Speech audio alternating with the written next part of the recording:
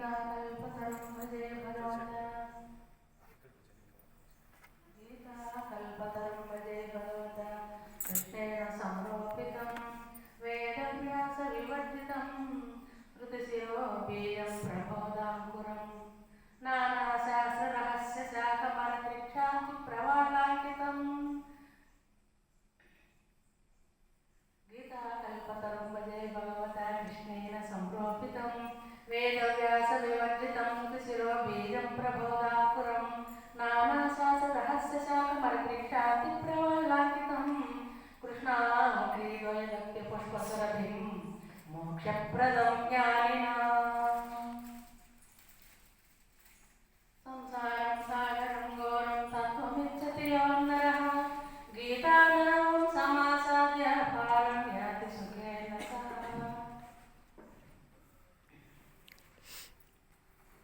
श्रीकृष्ण परब्रह्मणे नमः చేతి వెన్న ముద్ద చెంగల్వ పూదండ బంగారు ములతాడు పట్టుదట్టి సంధ్యతాయితలు సరిమూవ గజలు చిన్ని కృష్ణ నిన్ను చేరికునుతూ వసుదేవ సుతం దేవం కంసచాణూరమర్దనం దేవకీ పరమానందం కృష్ణం వందే జగద్గురుం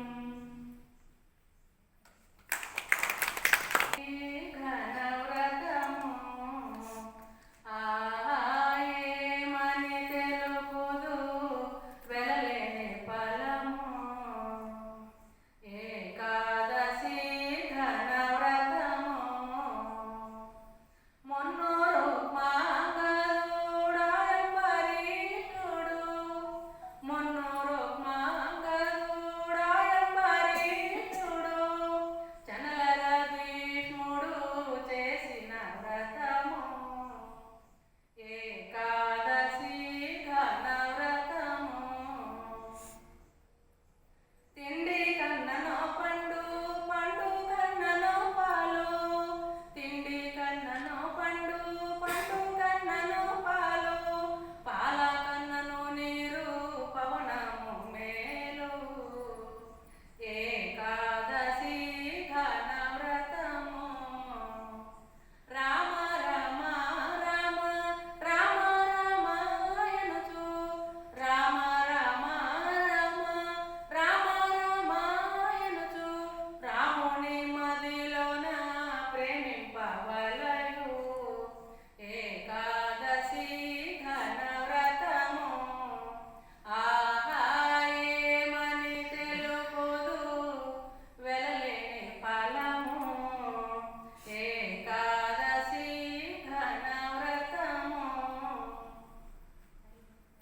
श्रीकृष्णाय परमात्मने नमः। श्रीमद्भगवद्गीता अथ प्रथमोऽध्यायः।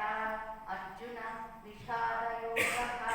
धृतराष्ट्र उवाच धर्मक्षेत्रे कुरुक्षेत्रे समवेतायुच्चवः मामकः पाण्डवा चैव किमकुर्वत सञ्जय। सञ्जय उवाच दृष्ट्वा तु पाण्डवानीकं ऊढ्यं दुर्योधनस्तदा आचार्यमुपसङ्गम्य राजा वचनमब्रवीत् पश्यैतां पाण्डुपुत्राणम् आचार्यमहर्निशमु ऊढां द्रुपदपुत्रेण तव शिष्येन धीमता अत्र शूरा महेश्वासाः भीमार्जुन समायुधि युयुधानो विराटस्य द्रुपदस्य महारथः दृष्टः केतुचेकितानः काशीराजस्य वीर्यवान् पुरुजित् कुन्तिभोजस्य सैपस्य नरपुङ्गवः युधामन्यस्य विक्रान्तः उत्तमौजास्य वीर्यवान् सौभद्रो द्रौपदेया च सर्व एव महारथाः। गीता जयंती शुभाकांक्षलु।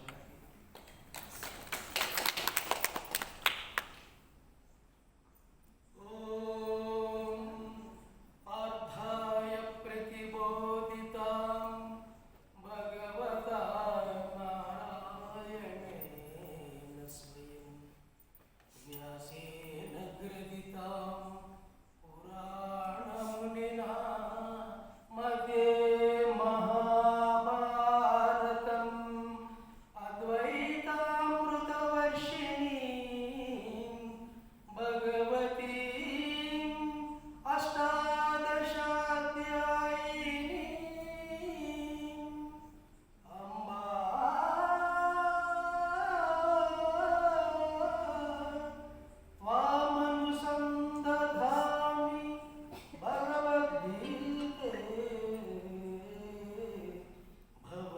భగవద్వేషిణి భగవద్గీతే భగవద్వేషిణి. నారాయణుడే స్వయముగా శ్రీకృష్ణాంశయందు పార్థునికి అనగా అర్జునునికి మహాభారత యుద్ధ సంగ్రామంలో కురుక్షేత్ర యుద్ధంలో అక్కడ ఆయన ముఖారవిందం నుండి ఏకధారగా ప్రవహించినటువంటిది అమృతం వర్షించినట్లుగా ఆయన నోటి వెంట భగవద్గీతను అర్జునుడికి ప్రత్యక్షముగా వివరించడం జరిగింది. అర్జునుడితో పాటుగా సంజయుడు, వేదవ్యాసుడు, ఇంకా అర్జునుని రథము పైన ఉండేటటువంటి టెక్కిం పైన జెండాలో ఉండేటటువంటి ఆంజనేయ స్వామి కూడా పరోక్షంగా వినడం జరిగింది. ఆయన ముఖారవిందం నుండి అమృతం వర్షించినట్లుగా అది ఏకధారగా ఈ భగవద్గీతను శ్రీకృష్ణుడు మహాభారత యుద్ధంలో ఇరు సైన్యాల మధ్యలో ఆయన రథాన్ని నిలిపి ఆయన అర్జునుడు నేను యుద్ధం చేయలేనంటాడు. ఒక వీరుడు యుద్ధరంగంలోనికి అడుగుపెట్టిన తర్వాత వెన్ను చూపి వెనక్కి వెళ్ళడం అనేది అపకీర్తి. దీనివలన కీర్తి వస్తుందంటే రాదు, చెడ్డ పేరు. బతికినంతకాలం ఆ అవమానాన్ని భరిస్తూ బతకాల్సిందే. దానికన్నా ఆ కురుక్షేత్ర సంగ్రామంలో మరణిస్తే వీర స్వర్గాన్ని అలంకరిస్తారు. ఇంకా ఆ కురుక్షేత్ర సంగ్రామాన్ని ఎందుకు ఎన్నుకున్నారంటే హర్యానాలో కురుక్షేత్రం అనేటటువంటి క్షేత్రం ఉంది. ఆ క్షేత్రంలో పూర్వము కురు అనేటటువంటి ఒక కురు వంశానికి చెందినటువంటి కురు అనేటటువంటి ఒక మహారాజు బంగారు నాగలతో దున్నడం వల్ల అక్కడ మంచి ప్రసిద్ధి చెందింది. ఆ తర్వాత అక్కడ ఇంద్రుడు, బ్రహ్మ, తర్వాత అగ్నిదేవుడు వీళ్ళందరూ కూడా అక్కడ యజ్ఞం చేయడం వల్ల ఆ క్షేత్రము మహాపుణ్యక్షేత్రమైంది. ఆ క్షేత్రంలో అడుగు పెడితేనే మనకి పుణ్యం వస్తుంది. ఆ క్షేత్రాన్ని ఇరువైపులా ఉండేటటువంటి పెద్దలందరూ, శ్రీకృష్ణ పరమాత్ముడు అందరూ కూడా వాళ్ళు ఆ స్థలాన్ని ఎన్నుకోవడం జరిగింది. ఆ స్థలంలో ఎవరైనా మరణిస్తే వీర స్వర్గాన్ని అలంకరిస్తారు. ఈ విధంగా ఉండేటటువంటి చోట మరణిస్తే వీర స్వర్గం, అదేవిధంగా జయిస్తే రాజ్యాన్ని, భోగాలను ఈ విధంగా అనుభవించవచ్చు అన్నమాట. ఇలాంటి స్థలాన్ని కురుక్షేత్రంగా వాళ్ళు యుద్ధానికి ఎన్నుకోవడం జరిగింది. ఆ తర్వాత అక్కడికి వెళ్ళిన తర్వాత అర్జునుడు నేను యుద్ధం చేయలేను, ఇక్కడ ఉండే వాళ్ళందరూ కూడా నాకు బాగా తెలిసినటువంటి వాళ్ళు, పెద్ద తండ్రులు, పిన్న తండ్రులు, పిల్లనిచ్చిన మామ, ఇంకా నా పుత్రులు, ఇంకా చాలామంది వీళ్ళందరూ కూడా ఉన్నారు ఇక్కడ. గురువులు, పుత్రులు, పౌత్రులు వీళ్ళందరూ ఉన్నారు ఇక్కడ. వీళ్ళని చూచి వీళ్ళందరినీ చంపి నాకు ఈ విధంగా వచ్చేటటువంటి రాజ్యం నాకు అవసరం లేదు, నేను యుద్ధం చేయలేనని చెప్పి ఆయన గాంధీవాన్ని, ఆయన ధనుస్సు పేరు గాంధీవం, దాని కింద వేసేసి ఆయన రథం వెనకలకి వెళ్ళి విధంగా చెక్కలు పడిపోయినాడు. నాకు వీళ్ళందరినీ చూసి వీళ్ళందరినీ చంపి నాకు వచ్చేటటువంటి ఈ రాజ్యం నాకు అవసరం లేదు, నేను బిచ్చం ఎత్తుకునైనా సరే నేను నా జీవనాన్ని గడుపుకుంటాను, వాళ్ళు నన్ను చంపినా పర్వాలేదు కానీ నేను వాళ్ళని చంపను అని చెప్పి ఆయన ఒక రకమైనటువంటి నిరాశకి, నిస్పృహకి లోనయ్యి ఏమీ చేయలేని పరిస్థితుల్లో ఆయనకి నోరు ఎండిపోతూ ఉంది, ఒళ్ళంతా కూడా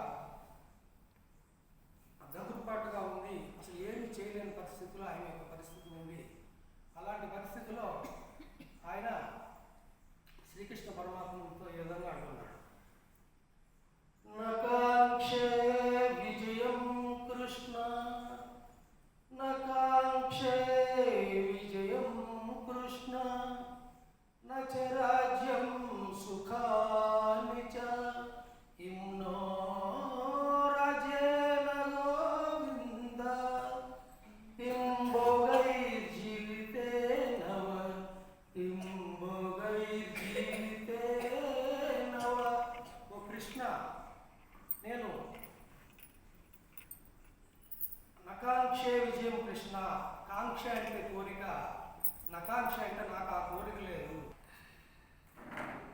వచ్చేసిన ఆత్మబంధువులందరికీ గీతా జయంతి శుభాకాంక్షలు.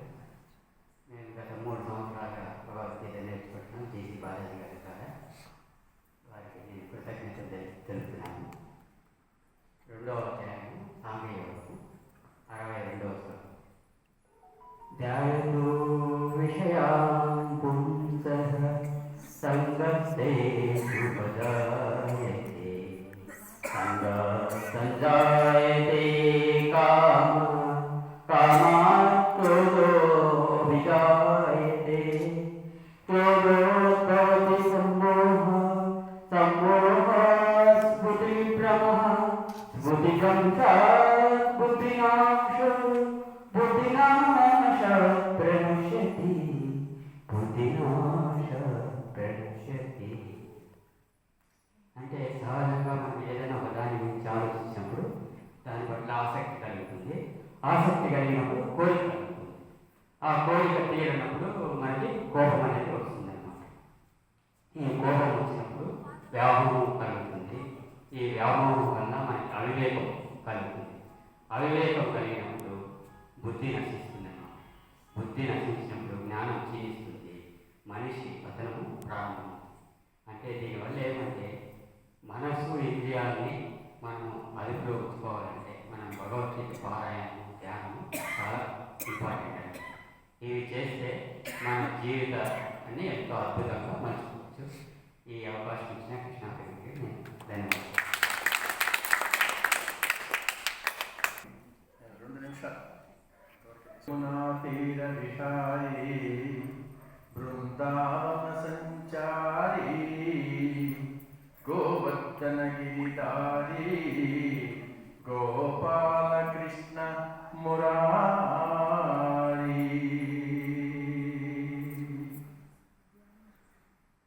గీతామాతకు జయ జయలు భగవద్గీతకు జయ జయలు గీతామాతకు జయ జయలు భగవద్గీతకు జయ జయలు అసేతు హిమాచల సస్సశ్యామ జీవదాత్రికి జయ జయలు గీతామాతకు జయ జయలు భగవద్గీతకు జయ జయలు గీతామాతకు జయ జయలు భగవద్గీతకు జయ జయలు ఆసేతు హిమాచల సస్సశ్యామ జీవదాత్రికి జయ జయలు భారత మాతకు జయ జయలు ఈ మంగళ భూమికి జయ జయలు భారత మాతకు జయ జయలు ఈ మంగళ భూమికి జయ జయలు ఆసేతు హిమాచల్ సస్సశ్యామల జీవదాత్రికి జయ జయలు. గీతాచార్యుడైనటువంటి శ్రీకృష్ణ పరమాత్మకు శ్రీకృష్ణ పరమాత్మకు సనాతన హిందూ ధర్మంకి సనాతన హిందూ ధర్మంకి సనాతన హిందూ ధర్మంకి భారత్ మాతాకి భారత్ మాతాకి భగవద్గీతాకి భగవద్గీతాకి గో మాతాకి గో మాతాకి తులసి మాతాకి తులసి మాతాకి సకల చరాచర జగత్తుకి ధ్యానగురు బ్రహ్మర్షి పత్రేజీకి సనాతన హిందూ ధర్మంకి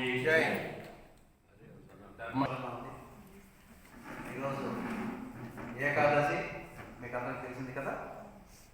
మహా ఏకాదశి అని కూడా ఈరోజు పిలుస్తారు స్పెషల్. ఇంకొకటి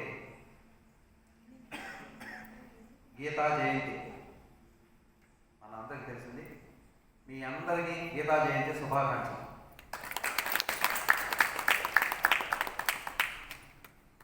ఇప్పటికీ 7 గుళ్ళు సామూహిక హారతి అంతా సామూహిక ధ్యానం చేస్తున్నాం. కొంతమంది మిత్రులతో కలిసి నేను సామూహిక హారతి గుళ్ళల్లో అంతా ఇచ్చేసి చూసుకొని లాస్ట్ ఇక్కడ మీ అందరితో కలవాలని శ్రీకృష్ణ పరమాత్మ నిర్ణయించినారు. కాబట్టి నేనంతా మీ అందరితో కలవడానికి వచ్చాను. చాలా సంతోషం, ఆనందంగా ఉంది. ఇంకొకటి మన మిత్రులు ప్రకాష్, శివప్రకాష్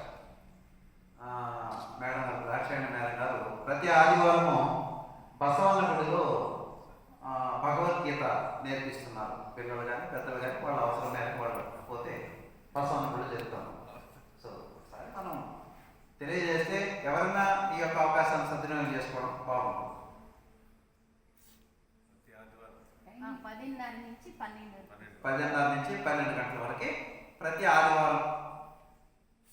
చాలా సంతోషం. ఈ అవకాశం ఇచ్చిన పెద్దలకి ధన్యవాదాలు తెలియజేసుకుంటూ రెండు बोलो भारत माता के जय, स्वतंत्र भारत के जय, अखंड भारत के जय, जय श्री राम, जय श्री राम, जय श्री राम, जय श्री राम, जय श्री राम, जय श्री राम, जय हिंद. భగవద్గీత గత 3 సంవత్సరాలుగా బసవన్న గుడిలో ఉచితంగా మా పిల్లలు నేర్పిస్తున్నారు. మా పిల్లలు కరోనా టైంలో నేర్చుకున్నారు. ఎందుకు ఊరికి మనమే నేర్చుకొని వేరే ఊరికి అందుబాటు లేకుండా పోతుంది, వాళ్ళకు కూడా అందని అనేసి వాళ్ళు నేర్పిస్తున్నారు. ప్రతి ఆదివారం జరుగుతుంది. ఈ పిల్లల్ని పెద్దలు కూడా రావచ్చు. 10:30 నుంచి 12 వరకు జరుగుతుంది.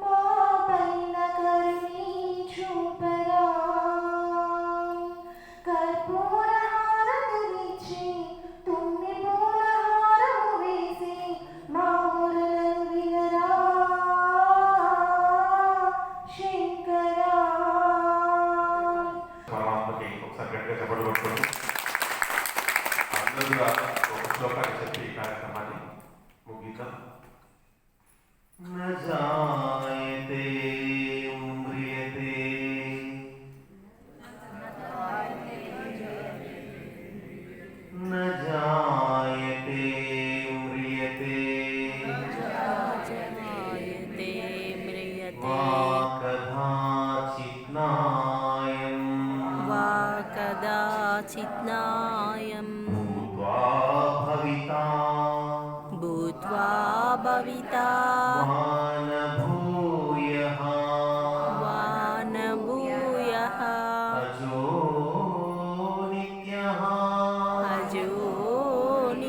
నిత్యః అజహ అజో నిత్యః అజో నిత్యః శాశ్వతోయం శాశ్వతోయం